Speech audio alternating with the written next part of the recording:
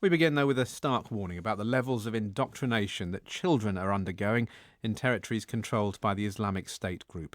The UN-endorsed report, called Children of Islamic State, suggests that militants are normalising children to violence by making them watch executions and play football with severed heads, breeding a new generation of suicide bombers, spies and executioners. Here's an excerpt from the report.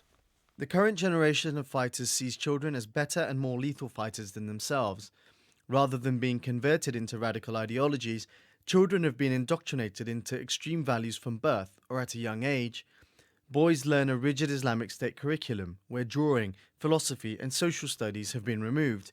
Instead, children churn out memorized verses of the Quran and attend jihadi training, which includes shooting, weaponry and martial arts. Girls, also known as the pearls of the caliphate, are veiled, hidden, confined to the home and taught to look after their husbands. Nikita Malik is a senior researcher with the Quilliam Foundation, an anti-radicalisation research organisation, and she's the co-author of the report. Just give us a bit more detail, if you will, of what you found. Sure. The report has been endorsed by UNESCO and the Child Soldiers Initiative. The report was really broken down into 4 different aspects. The first was an understanding of the historical and legal perspective. What I mean by historical is the way that the Islamic State uses children is unfortunately not new. It has elements of the way that the Nazis used to use youth groups, how the Ba'athist Party used children, how they used to look at cubs as future fighters. The reason we analysed the legislative background was because all countries have a territorial responsibility to children who would have gone to join Islamic State should they choose to escape or return. So we really wanted to contextualise it first.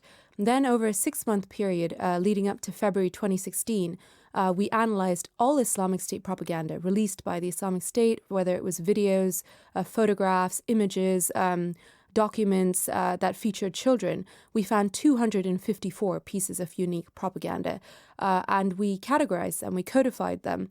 What we found was that children are, for the most part, used for violence, either to commit acts of violence themselves, brutal acts of violence, or or they're normalized to violence. So they're watching videos of beheadings, they're counting whippings, and then the other part we found, which was quite unique, was that some of the videos they release are for their state building or utopia building project, because they aren't an army, they are also a state, and a state requires a generation of soldiers, a generation of mujahideen. And so we looked at the textbooks that were used, the pictures and what was released, what these children are being taught. And it was very disturbing indeed, because even in these textbooks, there's a normalization of violence. Were you able to get any testimonies smuggled out, or were you relying on these propaganda videos? We were relying on the propaganda videos, so there is an element of bias there, because if you have a young child speaking to the camera, what they tend to do is the children who are best at speaking will be put in the forefront of cameras. They will be rewarded that way. Speaking to the camera, talking about how great Islamic State is, what they're trying to show is for families who would be thinking about making the journey, making migration. Videos like this show that there is an infrastructure in place for their children to be educated that is more pure, that is more clean than what